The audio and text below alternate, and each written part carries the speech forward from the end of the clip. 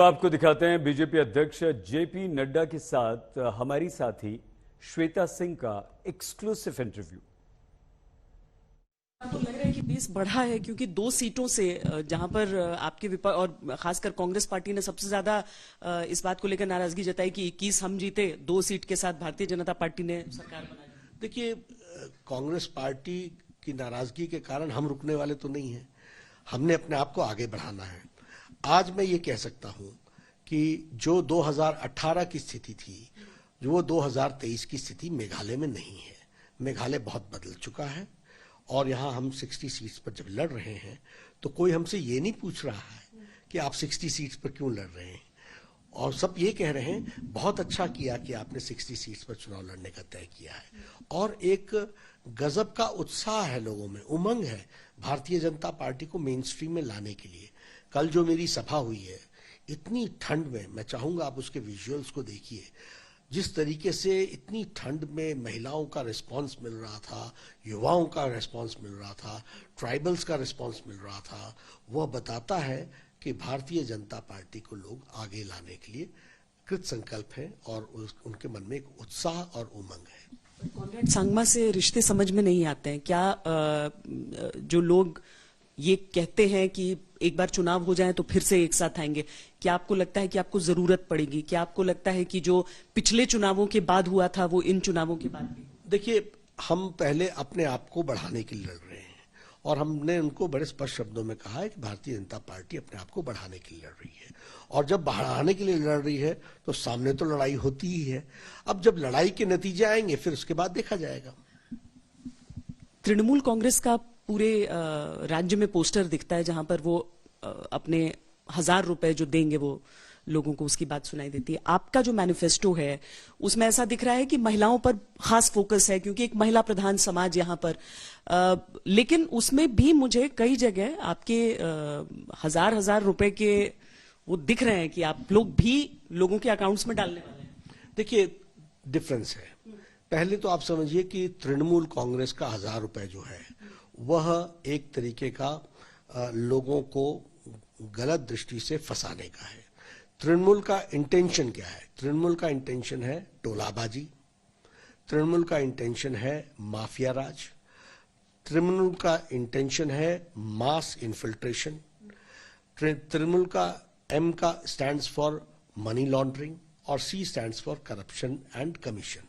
तो ये तो उनका इंटेंशन है, और ये तो 1000 रुपीज दिखा करके लोगों को गुमराह करने की कोशिश होनी है। लेकिन मेघालय की जनता बहुत सेंसिटिव है about this infiltration, mass infiltration, और उनकी जो ये साजिश है या जो सोच है उसको मेघालय की जनता कभी नहीं साथ देगी।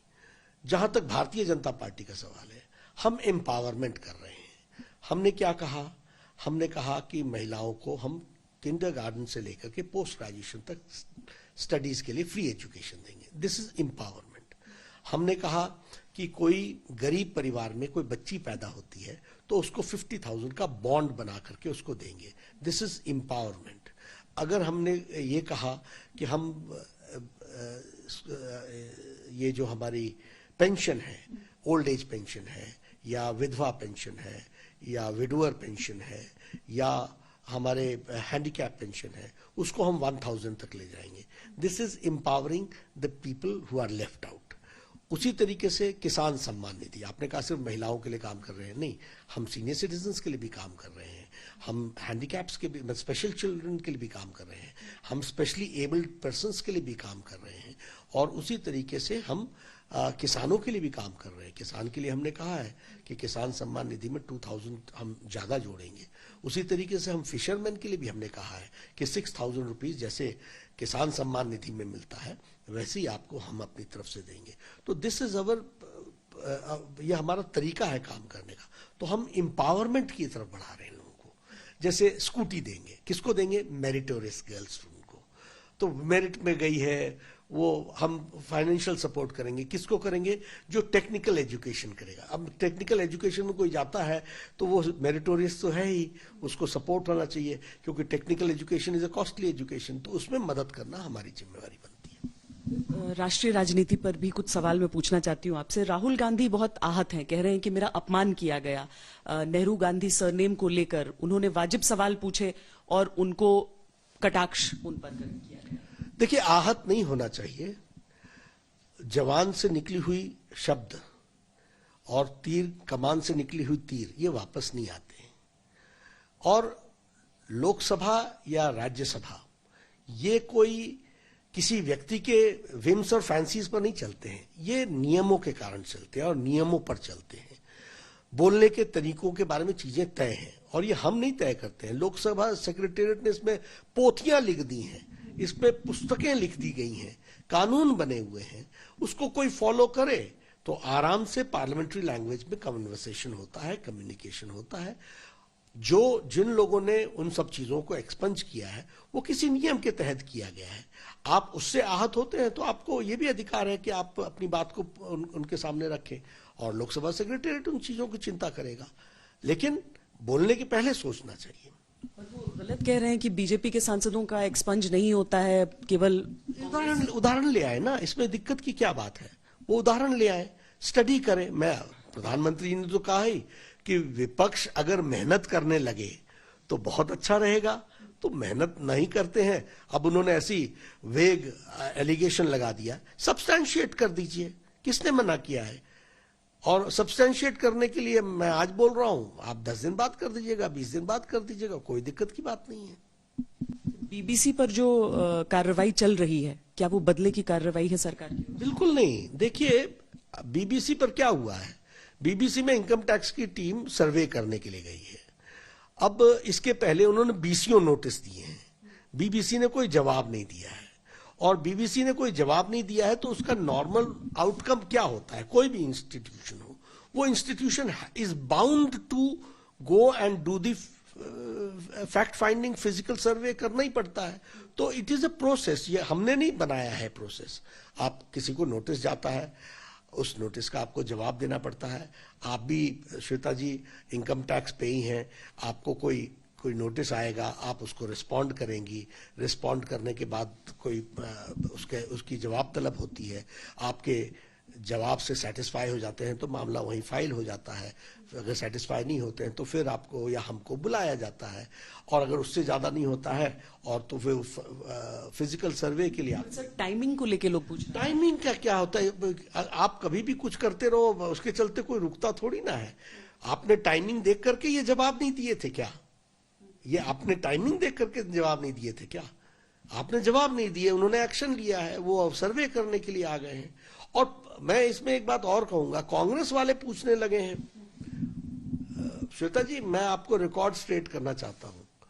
1970 29 जुलाई को मिसेस गांधी ने इसी बीबीसी को लॉक स्टॉक एंड बैरल इनका दिल्ली ऑफिस बंद कराया था और इनके सारे स्टाफ को डिपोर्ट किया था, और विथ बिलोंगिंग्स इनको यहां से डिपोर्ट किया गया बीबीसी को। और 1975 में कांग्रेस के एमपीज ने जॉइंट स्टेटमेंट दी है, और स्टेटमेंट में ये कहा है कि बीबीसी भारत की इमेज को सब खराब कर रहा है और इसलिए इनको भारत के सॉइल पे रहने का अधिकार नहीं है। तो ये तो कांग्रेस की भूल जाते हैं अपने किए कर्तव्य को, अपने किए हुए करतूतों को। लेकिन हमारा ये कहना है, it is a survey being done by an agency which has given due notice, not once, many notices, and it has to take place. दूसरी चीज जिसकी टाइमिंग को लेकर विपक्ष सवाल उठाता है वो है कि एक रिटायर्ड जस्टिस कैसे एक राज्य के गवर्नर बनाए जाते हैं, क्या ये उनको इनाम दिया जाता है? श्वेता जी, 20 उदाहरण है। लोग आर्मी से क्या, आर्मी के बैकग्राउंड से क्या राजदूत नहीं बने, गवर्नर नहीं बने, कला के क्षेत्र से नहीं बने, जुडिशरी के क्षेत्र से नहीं बने। तो अगर कोई जुडिशरी से बन जाता है तो इसमें इशू क्या, इसमें कौन सा इशू जुड़ जाता है? कोई इशू नहीं है। संवैधानिक पोस्टों पर उन लोगों को बैठना चाहिए जो नियम कानून जानते हैं, ऐसे लोगों को बैठाया गया है। ये साल बहुत अहम है। 2024 के रनअप में भी बहुत राज्यों के चुनाव हैं। आपको लग रहा है कि चूंकि बीजेपी को हमेशा इलेक्शन मशीन कहते हैं आपके विरोधी, तो ये इलेक्शन मशीन कैसे स्कोर लाइन से तैयारी करेगी 2024? देखिए, 2024 की अलग से तैयारी हो रही है और इन चुनावों की अलग से तैयारी हो रही है।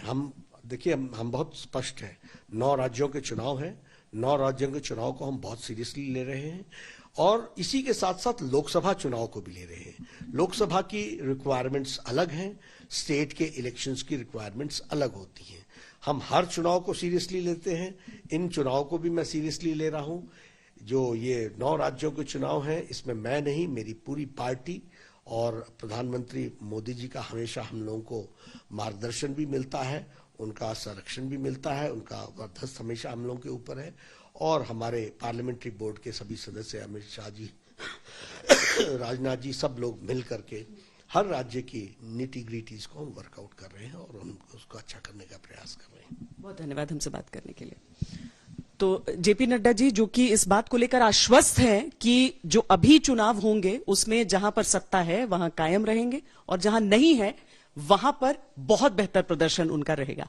कैमरा पर्सन योगेंद्र सिंह के साथ श्वेता सिंह, शिलोंग, मेघालय आज तक।